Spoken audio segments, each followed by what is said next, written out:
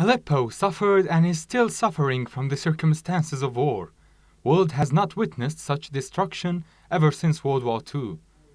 Despite being one of the world's oldest continuously inhabited urban cities, Aleppo has always been Syria's industrial and trade center. And even now, after what's happening in the city, its people are still determined to preserve its industries.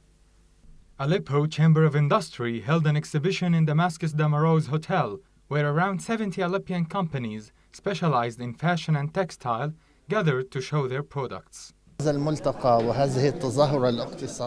exhibition will send a message to the world that Syrian industry is still persistent and in good situation, that Syria is rebuilding itself and its people are still alive. The name of the exhibition that began on Sunday is Al-Harir, which means Silk Caravanserai. The organizers chose this name for it refers to a period of time where Aleppo's location at the crossroads of several trade routes made the city stand out as one of the key centers where countless of social, cultural, and economic exchanges flourished during the golden age of the Silk Roads.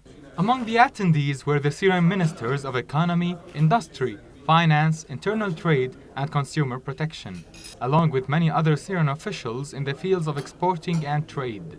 We had the chance to speak with Mr. Faris al-Shihabi, chairman of Aleppo Chamber of Industry. The most important message is a message of defiance against those who did the impossible to put this city down and to destroy it and to rob it.